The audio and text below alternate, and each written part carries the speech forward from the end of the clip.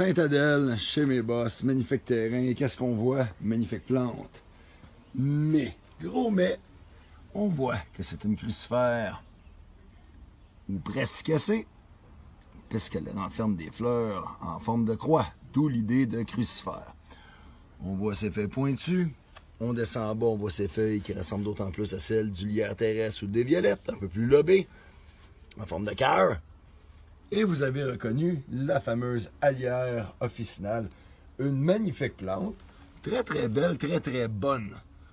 Évidemment, là, il est rendu un peu trop tard pour consommer ses feuilles, on peut prendre ses fleurs, sinon on peut tout le temps aller faire un pesto et faire du réfort avec ses racines.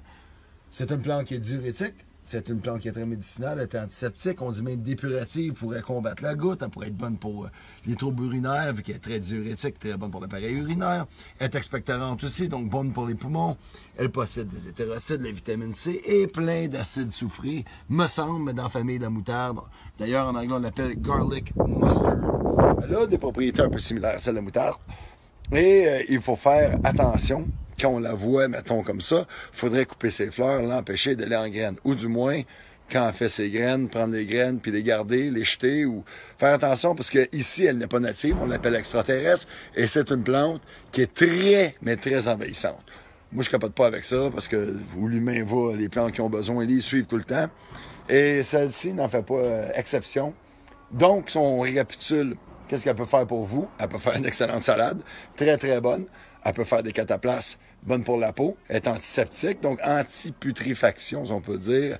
Elle empêche, pas la moisissure, mais l'infection d'arriver. Elle serait aussi vermifuge, puisque dans la famille, la fameuse moutarde, elle a des propriétés similaires, donc antiseptique, dépurative. Anti-goutte, ça voudrait dire antilithiasique. Elle doit avoir des effets antioxydants, mais elle va être une plante aussi qui va être nourrissante, qui est bonne, elle goûte et rappelle l'ail. C'est pas de l'ail des bois, donc si vous mangez de l'ail des bois, allez pas manger cette plante-là par la suite, vous allez la trouver très amère, puisque le goût de l'ail des bois est beaucoup plus fort. Cependant, à mettre en salade, c'est excellent. Ça a un bon crunch, elle a vraiment un goût qui est propre à elle, qui est bon, légèrement amer, mais elle rappelle vraiment le petit goût de moutarde et d'ail. Très, très bon. Tu peux en faire des marinades. Tu peux en faire des pestos.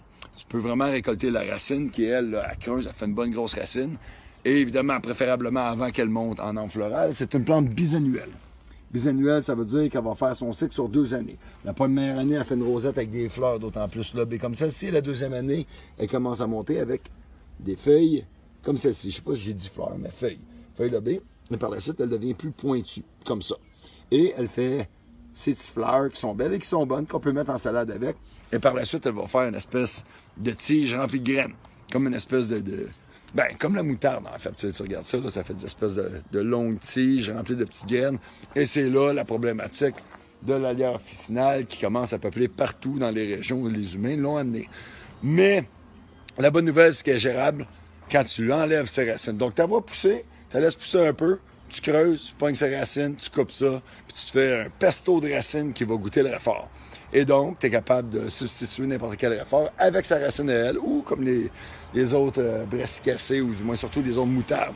Donc, faites vos études sur de la lierre officinale. Elle se mange en salade, les fleurs se mangent, les racines se mangent. Elle est médicinale.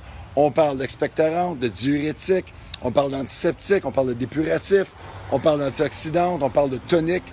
On parle de cicatrisante, on parle de plein d'affaires. Vous avez juste à les rechercher.